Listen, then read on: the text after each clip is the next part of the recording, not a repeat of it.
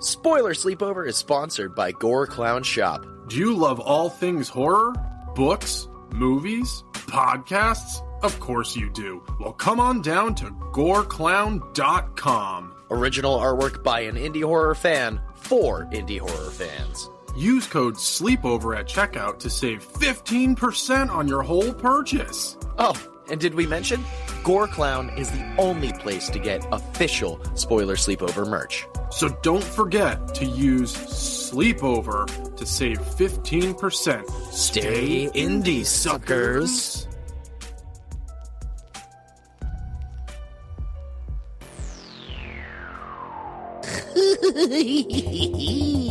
Welcome, ladies, gents, and our non-binary friends to Spoiler Sleepover, Season 3, the season of suffering. Suffer along with your co-hosts Jason, Michael, and Rob as they watch and review some of the worst films to ever hit the screen. Now, enjoy the show. It'll be a real scream of a time.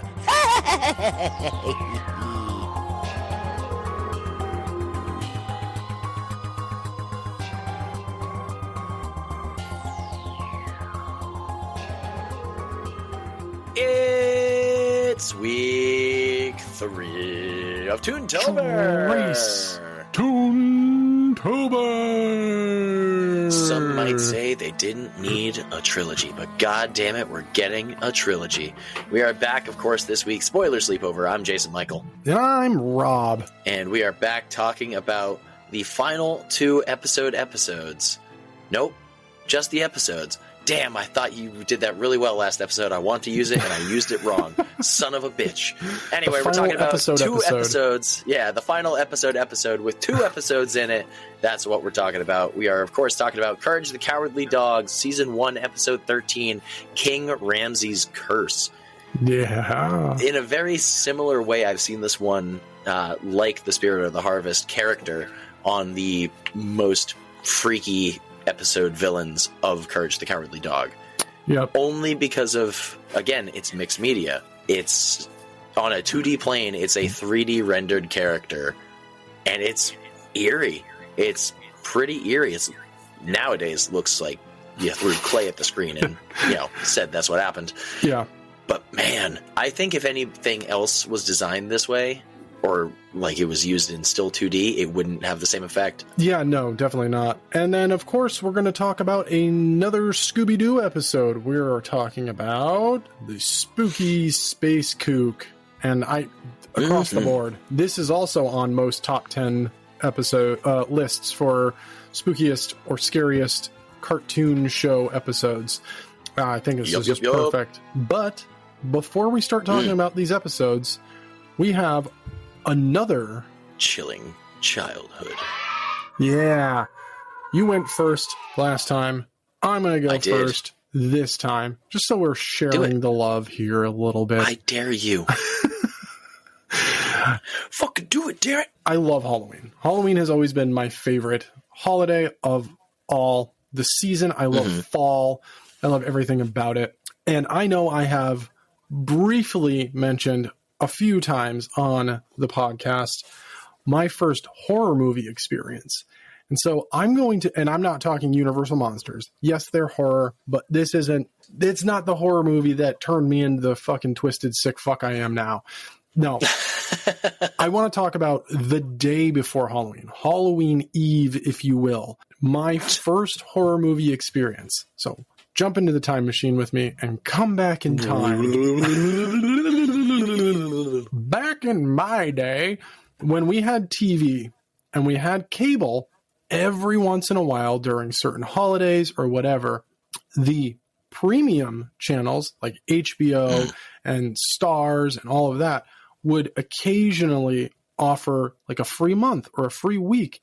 And so you would turn your TV on and you'd be flipping through the channels, and all of a sudden you would see that little emblem on the corner of the screen. You'd be like, this is HBO. We have HBO for the time being. This is amazing. So growing up, we had a TV in the living room, and my mom had a TV in her room. That was it. We had 2 TVs, which was crazy, but we had 2 TVs. And so most of the time, my grandmother was downstairs recording QVC because she had a shopping problem, or the Oprah show or any of those fucking talk shows. And so if my grandmother had utilized the TV downstairs, I had to go use the TV in my mom's room. So I went up. It was close to evening, right before dinner time. So everyone was busy doing their own damn thing. And I turned on the TV, and lo and behold, we had Showtime. And I was like, oh, cool. This is a movie channel. Let's see what's on. And I turned it on, and it was an ad, like closing out, because they would show ads for other movies that that specific channel was going to be showing. And right before they would show the movie, there would be like a voice that would come on and be like, all right, and up next is our feature film of Hellraiser. And I said, oh, okay, this sounds interesting. And I sat there and watched the entirety of Hellraiser as a single-digit child, unsupervised. Hell yeah. Uninterrupted. Not a soul came in to come check on me to see what I was doing. And I watched Hellraiser on Halloween Eve, the day before Halloween, before I dressed as Dracula. And that was my first experience. The entire time I was watching the movie, I was confused. I was uncomfortable, but I was also highly intrigued. There were things that I was witnessing as a child whose brain could not fathom the things that were happening on the screen. And I couldn't fucking look away. Like, I had nightmares for weeks after seeing it, but I wanted it again. I wanted more. I was like, all right, whatever I just saw, there was a guy who crawled out of a mattress and he was bones, and then his muscles and skin grew back. And then there was a lady being weird with other guys, and then that guy with no skin was killing him. I have no idea. And there was a dude who had nails in his head. It was really strange, man. And there's this one other guy who had no lips. Like, that was me explaining what I witnessed to my schoolmates in elementary school. Like, what'd you do? And I was like, I watched this movie, and no one knew. Do I have a fucking tale for you guys? And I got real lucky too, because my mom was weirdly protective over certain things that I did watch. Like, I mean, weirdly, because she would let me watch some wild ass movies, like, openly, totally fine with it. But there were some movies she was like, absolutely not. She wouldn't let me watch Tim Burton's Batman because she said that Jack Nicholson was too scary as the Joker. Okay, but I would sit there and watch fucking A Princess Bride, and there's a giant fucking rat in that one. Mm-hmm. I mean, just the never-ending story. The eels in that fucking river, too. Dude, she let me watch The Legend with Tim Curry as a fucking devil. Totally fine with it. But Jack Nicholson was too scary as the Joker. Couldn't watch it. Fucking what? So I got lucky talking about watching Hellraiser at school that its teacher didn't overhear me and tell my mom that I watched. I would have had the shit kicked out of me. Like, I would have had my ass beaten raw. But the Rob you get now today doesn't exist if I don't end up watching Hellraiser as a child. But it's still one of my all-time favorites. I love it. It's a fucking fantastic movie. And the book, The Hellbound Heart, is fucking phenomenal as well. So if you haven't read it, you're missing out. It's also short. Just fucking pick it up. You can read it in a day. But yeah, so that's one of my all-time favorite memories, just because I look back at it fondly in a very weird way. It did light that fire in me to seek out horror more. And I mean, as I grew, I became a teenager. I ended up becoming friends with this guy named Ed. I doubt he listens to the podcast, but anyway, he introduced me to a different side of horror. Without Ed, I don't understand or fall in love with trauma.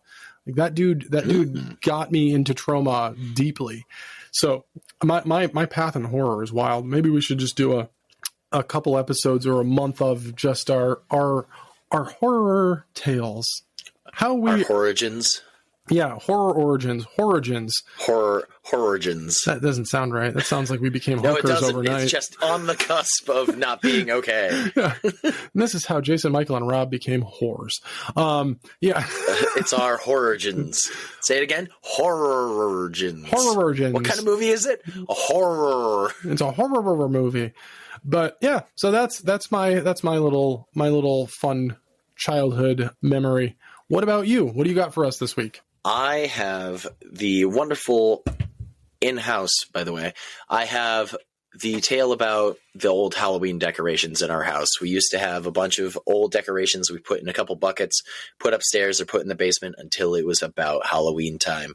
And we'd roll out like the, skeleton candles. We'd come out with the tiny town with all the spooky things in the windows and the little lights. And it was small little, there was like a Dracula version of it with like, not Rob Zombie, but the monsters in an old rat rod car. And we'd have just Halloween decorations all over the house. And it would be classic 90s Halloween decorations with like the big, like hollow pumpkins, lights. They would just be everywhere. And there was two very, very particular animatronics that I had. We had them in the house. One of them was a Frankenstein head where only the jaw moved and you press the button and it would sing, "Who Can It Be Now?" It would just talk. Yeah. It would just start singing, "Who can it be knocking at my door? Boy." And it was so cool. One of my friends posted on Instagram in her story and I saw it and I went, "Oh," I just said, "Who can it be now?" And she goes, "Finally, fucking somebody understands it." And there was, of course, my personal favorite was a skeleton in a tuxedo and top hat that danced side to side singing "Putting on the Ritz." And I loved that fucking thing. I would press the button all the time. And eventually time caught up with it. So it would be, "If you're blue, it was dying real quick. And it got moused in the basement. So unfortunately, yeah, we had to get rid of it. And years later, and I mean like probably over 15, 20 years maybe, I was working at my old job, conversing with one of the staff that were there, talking about, because he's very big into like eBay and kind of a mini hoarder in a way. Mm-hmm. He's got a lot of antiques and old shit. Nice. And I was telling him about this decoration and I've looked on the internet. I've never been able to find it anywhere. Go home for the weekend, come back Monday morning. I have this wonderful little skeleton sitting on my desk.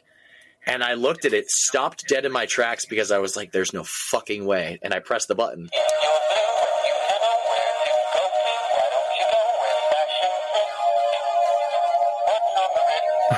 And the song goes on for like another 30 seconds. And I was like, "Oh, holy fucking shit." Oh, that's amazing. So we found it and I have it now and it's mine. And it's very, very special to me because occasionally I'll look at it and I'll just go, it's great. Sorry. Yeah. And just don't be, but it's just the way he dances. I'll post a video on the Instagram for you to see, but it's like, it's just so robotic and stiff and side to side. You can ask Dominique from our Halloween episodes actually. And every time we heard this song, she would look at me and I'm already dancing side to side with it. It's great. But yeah, that's been our chillin' childhood. Let us know. Did you have a favorite Halloween decoration? Did you also watch Hellraiser at a way too young of an age? Let us know. We want to hear on our weekly catch up. Of course, now we are talking our final episode, our favorites in some aspects here. We have King Ramses' Curse, The Courage the Cowardly Dog, episode 13 of season 1.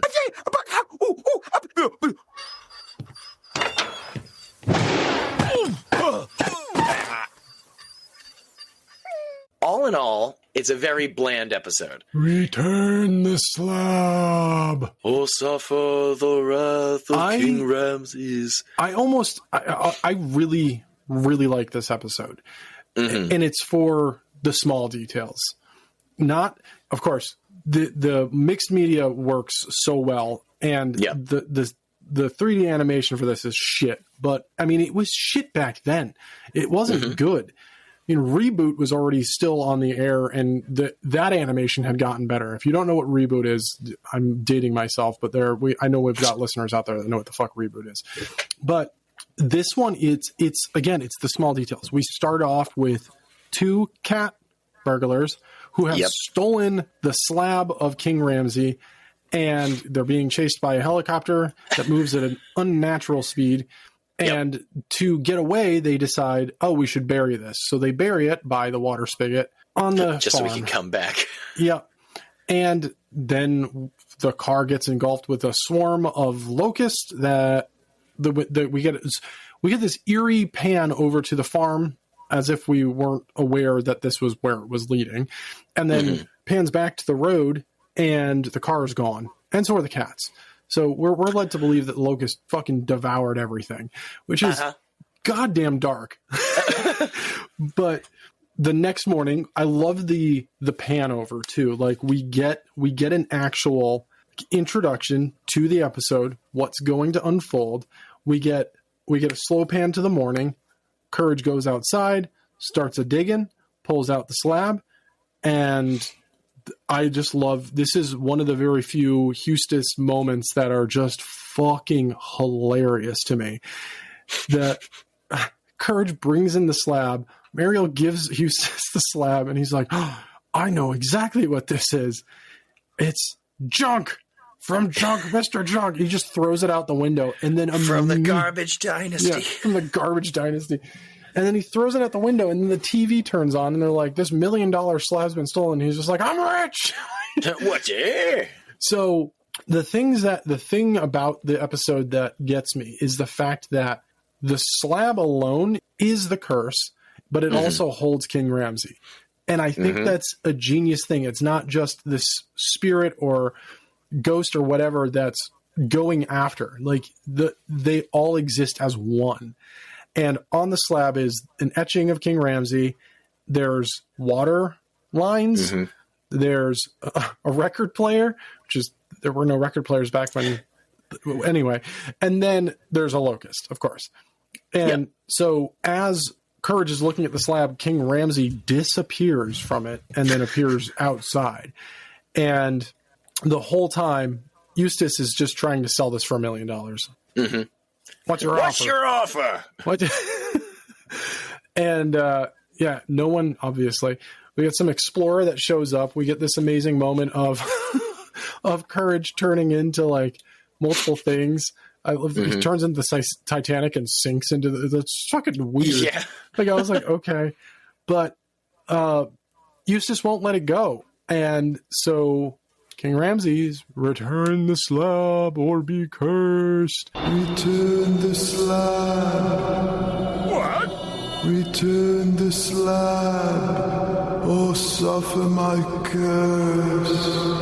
What's your offer? And we get the curses one after another. And as Jason Michael had mentioned last episode, I mean, water. So the first one's water.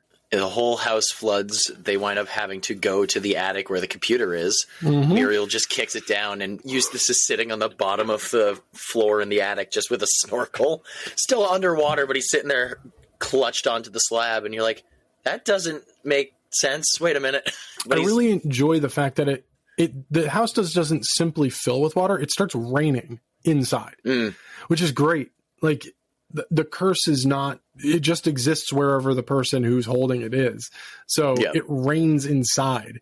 And I love that little touch. I think it's really cool. And then Courage doing the most cartoonish thing humanly possible in a cartoon, holds his breath, swims from the attic down to the second floor, down to the first floor, down to the basement. And there just so happens to be a shower plug in the floor. Pulls it, and the whole house drains in like a split second. Although all the furniture does end up in the basement, which is also hilarious to me. And then it cuts back to Ramses, and he just goes, oh, come on. Yeah, which is, on this watch, I busted out laughing. I was like, that's hilarious. Just disappointed. But yeah, Eustace refuses to let this thing go. I mean, we get the record player, which is just a song about King Ramsay playing. The man in gauze, King Ramsay. Literally the song. It's wild. It's blaring, and everyone's like, ah, fuck. Courage goes outside and goes behind a rock, and it's a legitimate gramophone, and he just goes fucking Office Space on it. Yeah. And beats it with a baseball bat. And then it cuts back to Ramses, who's like, the fuck? Yeah. He's just he puts his hands up like, God damn it. There's some good humor in this. And then, of course, the locust comes. And they're flying in, and Eustace still won't let it go. And somehow, Courage manages to get Eustace to let it go. Now, here's the most confusing moment of this entire fucking episode: is the I know entire exactly time where you're going. the entire time this is happening, for some unknown reason, Mariel's in the kitchen just frantically cooking and baking for no reason. And we just keep cutting Locust back starts to her. sawing down the house from top to bottom. The dog is fighting the old man for a slab, spinning him in circles. Muriel's making a fucking cake. Yeah, for no reason. It's just happening. You're like, okay. Well, Courage yeets the fucking tab out the window, and Eustace, the house at this point is completely eaten down. There's like a quarter of a wall left surrounding what used to be the house. Eustace goes back out, tries to get it, cut to black. We have no idea what happened. And then it cuts back to Mariel and Courage. Courage is on Mariel's lap. They're in a chair.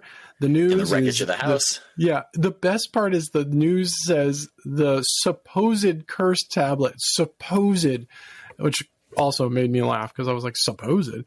But it has been returned. And then Muriel goes, I wonder what happened to Eustace. We get the cut to the tomb, and the same etching that has been placed there. Ramses is gone and has been replaced with Eustace. And you can hear him. Fucking dark. I love it. He finally got what he fucking deserved. That old curmudgeon. That weird no-tooth, rough-tongued fuck. Got his comeuppance. Jesus. Dude, he makes me so uncomfortable. I don't like his tongue. It makes me uncomfortable, okay? Jesus. Leave me alone. Yeah, this is a really dope episode. Again, because of the mixed media, I also love the voice of Ramses. I think it's perfect, and it fits really well. I think the only thing about the Ramses design that makes me slightly uncomfortable is the way his mouth moves, because it doesn't. Well, it doesn't even do that. Watch closer. The cheeks move in and out. The jaw doesn't actually go up and down.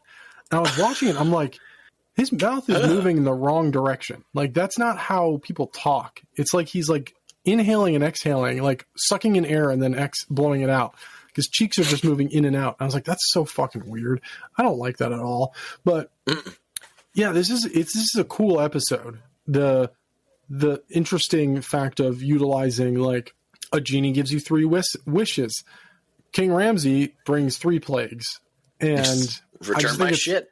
Yeah, I mean, it's biblical too.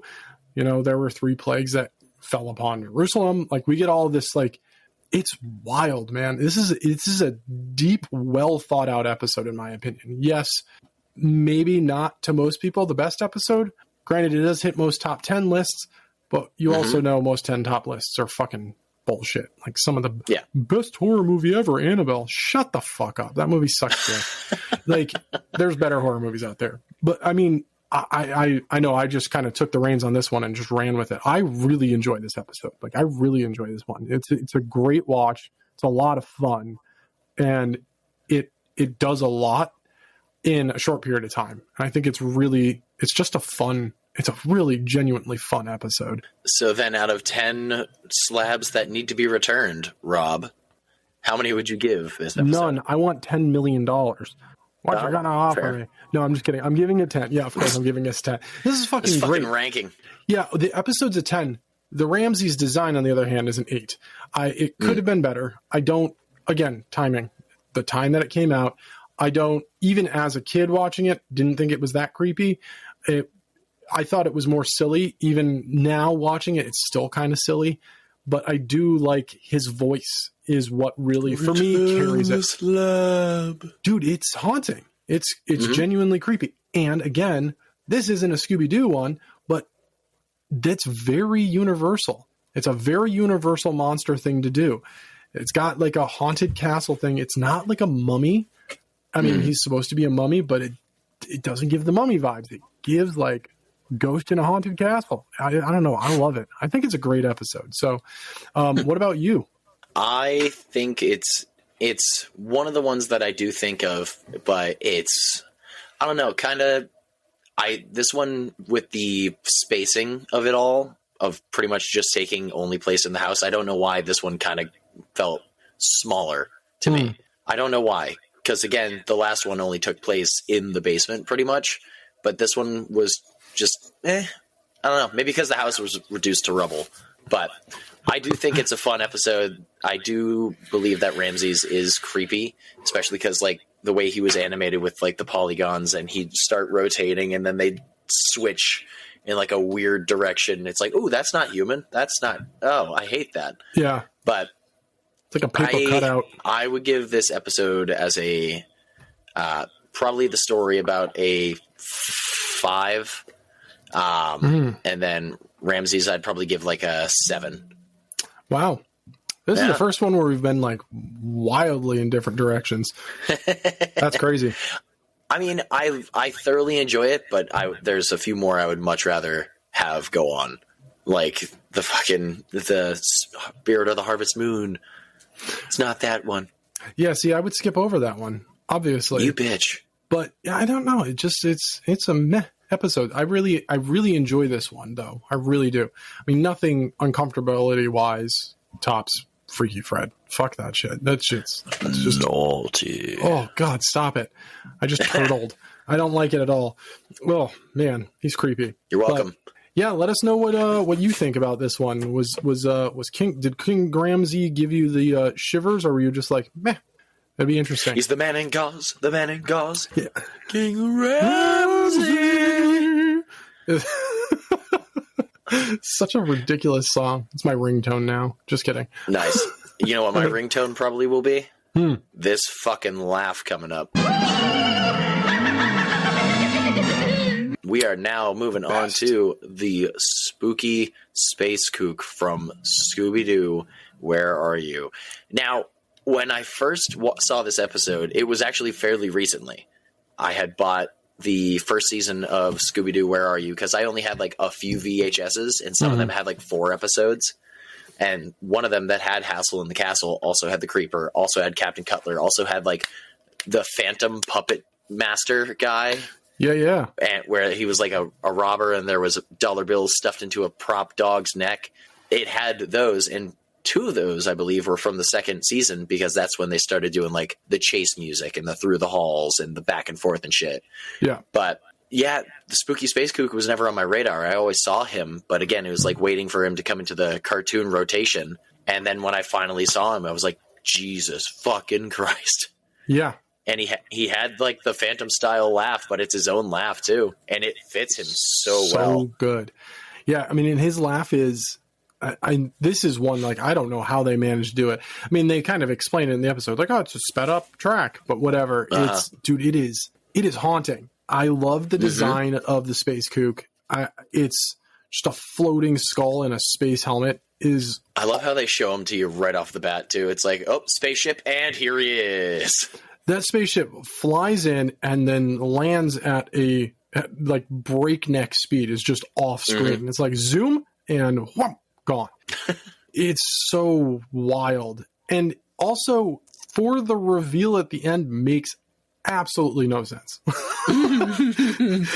Every time I watch this, I'm like, that's not necessary. Like, it never gets explained. We don't talk about it. We just move on and we find out who the space kook is, and then it's the end of the fucking episode, and fucking pull in on Scooby's face and he says his name just in case you forgot.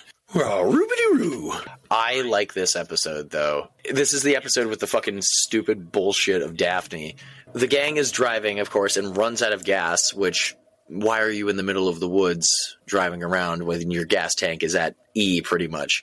They stumble upon a farmhouse, and the farmer comes out with his shotgun like, get the fuck out of here. Yeah. He was thinking that they were the spooky space kook because they'd been flying around. People have been hearing the noises, and something's been walking around leaving glowing footprints. And he gives them gas. They go on their way, see the ship, and it lands at the old airfield where they find some glowing footprints. And they go, how do we get in there? It's locked. The gates just swing open like, come on in. Yeah, welcome. We've been waiting for you. So they go in, and There's already very funny moments that happen really early on in the airstrip where the gang goes off. Shaggy wants to have something to eat, so he goes, I got a bunch of peanuts, and he's about to eat them, but Scooby knocks them out of his hand and then just grabs them all. And he goes, all right, try it again. He throws them in the air, and then Scooby's about to get them, and the Space Kook's hand goes like, no, these are mine now, and catches them, laughs at them, and they all run away. Seeing the Space Kook move sometimes is really funny. Especially towards the end where he's kind of got like a run, but then when he hears them on the loudspeaker, him bolting across the screen is like, oh shit, oh shit, oh shit, oh shit, oh shit, oh shit. They found the loudspeaker. I love it. This is a wild episode, and it's really good. Mm-hmm. It's also a really cool look into old animation style because the hillbilly with the shotgun, keep in mind that this is just dating the show. The hillbilly with the shotgun in his disheveled house, the face design is used later in Scooby-Doo for one of the villains. Like when he walks on screen, I mean, at that time you wouldn't know because it was, first season. But once you get into the later series and run, you see that face again and it's green. And you're just like, wait the fucking second. I've seen that face before. Look how far you've fallen. But they did that. They would use certain cells, they would draw certain designs, and they would reutilize them constantly. That was how they kind of kept continuity the best they could. But it was also, we really liked this design. We can use this again for things. And I mean, you can go to any Disney movie. The same characters are showing up in different movies. Mm-hmm. They're just recolored and are reanimated, but like same dance maneuvers in certain movies, same movements, everything. This is why, in my opinion, I think hand animation is superior to everyone. Like what we do now, nothing is individual anymore. You can cut and paste is what it feels like with computer generated film. It's just not good, man. I don't know. I want somebody to go back in time and just be like, hey, this animated movie I'm going to make is going to be fucking animated by hand. We're going to do this. We're going to make an actual animated movie again. I mean, we are seeing a reinsurgence and like a revisit to claymation. That's starting to come back again, and that's really exciting. But I'm just old. I'm 40 now. Fuck this. You curmudgeon. Yeah, I finally get this. You're the guy with the shotgun. Yeah, I finally get to complain like an old man because I'm an old man now. I'm just going to lean into it and just fucking complain about everything. Back in my day, shit wasn't... Get off my lawn. I can't wait. One day, I'm just going to have a jar filled with rocks. I'm going to throw them at kids. Just kidding. Jesus. Sort of. I'm definitely going to do that. So this is the part where I was talking about where Daphne literally added nothing to the story. They walk into an old machine shop and she wipes one thing, looks at her hands, it's covered in grease, and she goes, let's get out of here. It's all greasy. No fucking shit. Really? It's a mechanic shop. You just went in and wiped something. What do you think? It was going to be pristine and fucking, yes, yes, lovely. It's all greasy. Yeah. In other news, water wet. Fire bad. Jesus Christ. Go back to fucking the clown episode. She wakes up and she's like, how did I get in these clothes? And why am I all wet? You're like, yep. You fucking dumbass. Oh my God. And then Fred gets, the Space Kook turns on a machine which hooks Fred and pulls him up to the ceiling. And he's just hanging on by his belt. First off, dude, you're going to get ripped in half. Second, he's up there and already getting so impatient where it's like, all right, try and find a way to get me down. What should we do? Try and find a lever or something. Where should we look? On the fucking wall, girls. Yeah. Find somewhere to get me down. I just love the fact... stop asking the questions. Just go figure it out. Shaggy and Scooby will know how to do it. God. He doesn't shit they do. Yeah, it's Daphne that's questioning it, and he just goes, Velma, like, hey, smart one, how about you do this, and then go find the guys. Like, it's just like, what the fuck? Like, why is Daphne there? Like, she's fucking useless. Like, just, oh my God. But also, when he gets picked up by the belt, I was like, damn, that's a strong ass belt. Because I was thinking, I'm like, dude, if I got picked up by the belt, I'd be eating shit immediately. My belt would snap, and I would just fucking faceplant so hard. Fucking goddamn it, Daphne, you dumbass. You goddamn moron. I think it was right before this, actually, when Scooby and Shaggy got chased off about the peanuts, they ran into a cockpit and just sat there with pilot's hats on while the Space Kook was chasing them. And he's just leaning them back in the chair like, idiots. Yeah. I know it's you. Shaggy's response is, hold your breath and don't move. Like, the fuck is that going to do? We're physically here. He can see us, but he does it anyway. And they deploy the life raft and go flying out of the cockpit. It so makes no sense, but it makes Scooby-Doo sense, and I love it. Stoner logic. There's something, there's Scooby-Doo logic in this, and where it's like, you know what? I totally could open my jaw and eat a gigantic fucking sandwich. Who knows? Yeah. Gang splits up again, and there's a parachute guy that falls down and lands on Scooby and Shaggy. And then Shaggy stands up, he's covered in the parachute, and Scooby goes, look, a ghost! Shaggy freaks out, throws the parachute on Scooby and goes, where? And he goes, oh, over there. They're both ghosts! And when we get to the control tower that has the loudspeaker, and they go, this is probably, something really important in this mystery. We might actually figure something out here, Scoob. Scooby blows a bugle through there to kind of be like, ha, found it, bitch. Again, Space Kook comes flying across the airstrip like, shit. And he gets up there, breaks through the ceiling.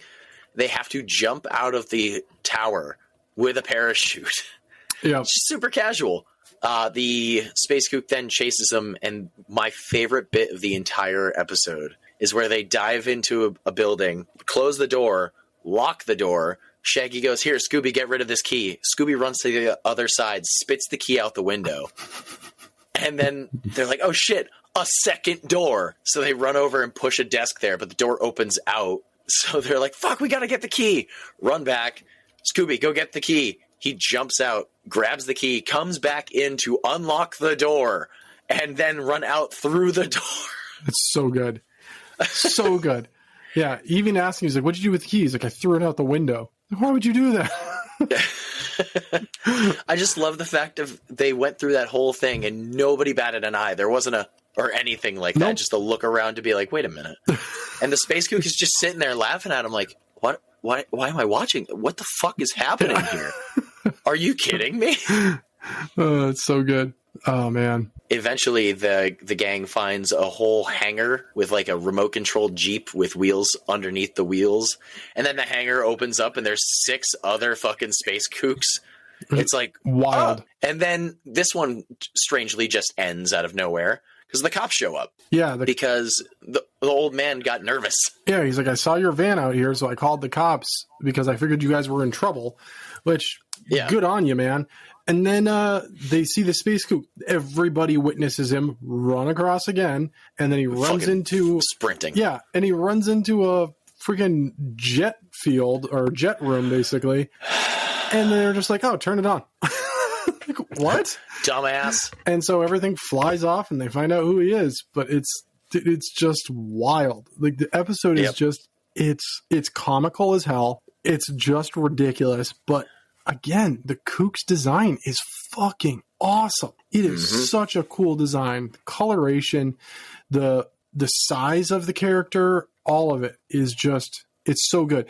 I wanted to touch on, because I've been bringing up the animation and the way that cartoons were done back then. And when they jump out with the parachute, if you look, I mean, you don't have to look hard. You can see clearly that the strings that are attached to the backpack and to the parachute itself, and the background between those strings is painted to look like the painted background already. So as they slide down the screen, you can actually see, for a split second, you can see a bit of a shadow from the cell being moved, but you can also see the painted, that there's, the slight difference between the painting on the parachute and the painting on the background. So you can tell that there's a difference, and it's 2 layers. And it's fucking cool to me. I just think it's awesome. I love small things like that were probably not noticed back when this cartoon was airing. And at some point, maybe even currently, is noticed and it's shat on because of the rudimentary style. But that was what we did. And it's just fucking cool. I love the fact that hand-worked paintings are animated and moving. It's just, I don't know. I love it. I'm nostalgic for that stuff, and so that's why I go back. That's why we went back and revisited some older cartoons, because hell yeah, It's just amazing. This episode is gorgeous. It's a lot of fun, and the noise, I can't even call it a laugh. It's like a cackle, I guess, that the Kook does. It's awesome. It's haunting. I mean, if I was walking through a haunted house now and I heard that, I'd probably shit a brick. I'd be like, no, thank you. I sent you we'll post it or we'll repost it in the story. I sent you a cosplayer's video that made a spooky Space Kook suit with like moving skull jaw and everything, flashing lights and the sound, and it's fucking incredible looking. Yeah. So if at any point in time they do another Scooby-Doo Monsters Unleashed with the live action or whatever, bring in the Space Kook, man. Bring in the fucking Phantom. They'll be laughing up a storm. Bring back Captain Cutler. He was the best fucking part. And bring the Creeper. Bring back Matthew Lillard. Do not recast. We want. Nope. Give us the gang getting back together in their later years. That'd be fucking awesome. Yep. Freddie Prinze Jr. Dude, just get them all. Get them all. Yep. It would be incredible if we got a third one. I don't know. I feel like I like the first one a lot more than the second one, and that's weird because the second one has all the monsters. Personally, I don't give a shit about the masked Phantom or whatever his character is. Yeah. At the top where he's like, Scooby-Doo!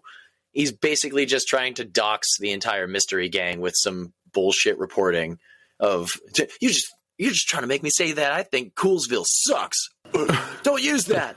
Way to go, idiot. Yeah. I mean, I'm with you though. I personally enjoy the first movie way more than the first one. I mean, the second one. The first movie's better. It is its own thing. It's taking a cartoon show and trying its best to place it in some form of reality, and it worked really well. And then enough people complained that they were like, all right, we'll give them the cartoon for the second movie. And that's kind of how it delivers. It delivers as a live-action cartoon. So, I mean, I'm down. I want a third one. So whoever is out there, if you're talking and thinking about doing a third movie, we only want 2%. I do want, like, the monsters that I've heard of. I know, trying to play for the Skeleton Twins, the Tar Man, the Pterodactyl monster or Pterodactyl ghost. Yeah, but come on. The Black Knight was probably the most well-known monster that showed up in that one for me. Yeah. Even the 10,000 volt ghost or whatever. It's like, who the fuck thought of this shit? I mean, it's a ghost that exists in. I mean, again, I said it. I think episode 1. This show has been running.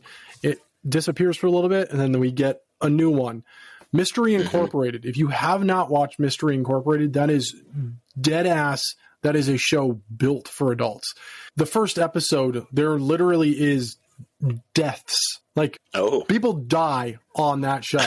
Like, it's wild. So, yeah, if you haven't watched Mystery Incorporated, it's well worth the watch. It's probably, aside from the original series, it's probably one of my favorites. And I have rewatched that series multiple times. I really like Mystery Incorporated.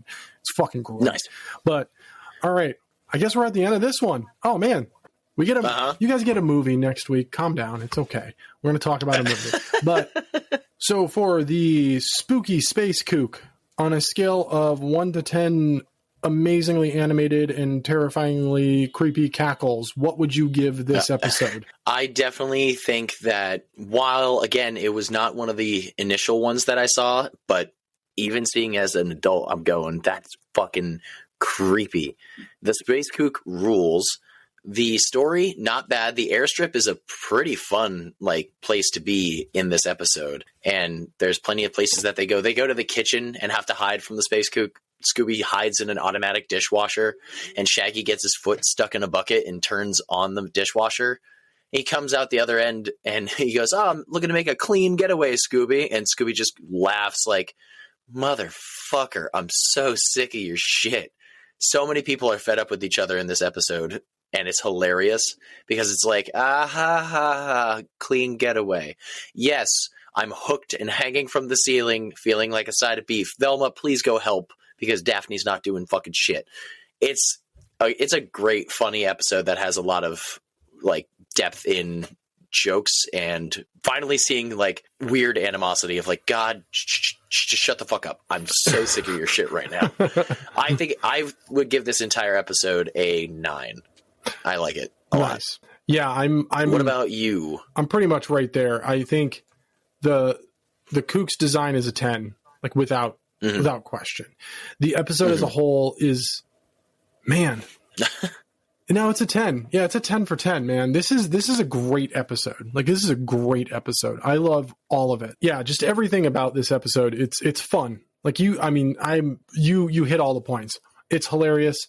The fact that Fred actually fucking loses his cool is hilarious to me.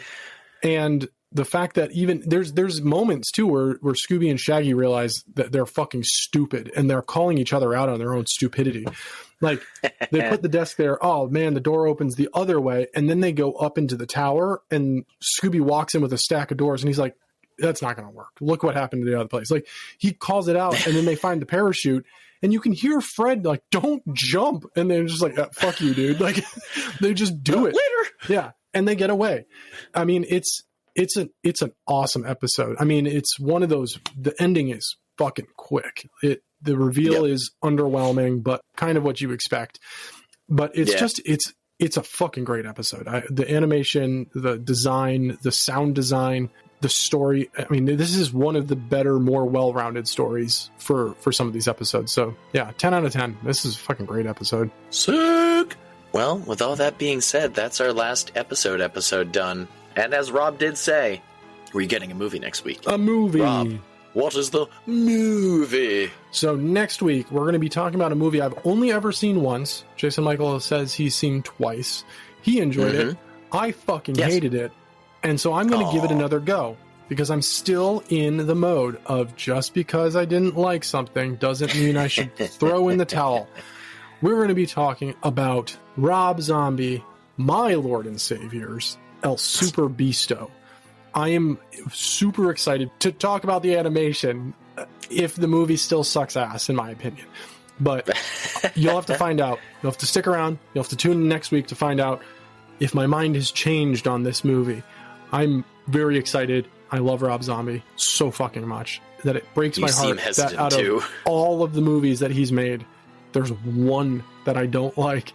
And I love all of his movies. So this is gonna bum me out on my second watch if I still hate this. It's gonna be like, oh fucking hell, man. But God damn it. Yep. Oh boy, how fingers crossed. Well, fingers crossed. We'll find out. Well, until next week. Sleep tight, suckers.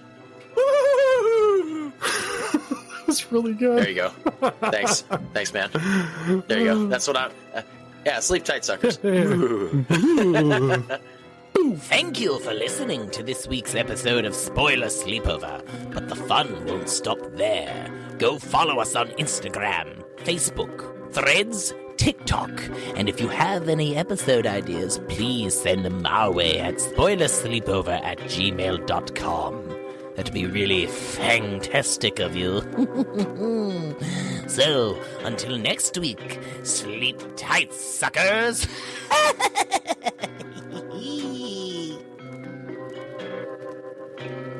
Spoiler Sleepover is sponsored by Gore Clown Shop. Do you love all things horror? Books? Movies? Podcasts? Of course you do. Well, come on down to goreclown.com. Original artwork by an indie horror fan for indie horror fans. Use code SLEEPOVER at checkout to save 15% on your whole purchase. Oh, and did we mention?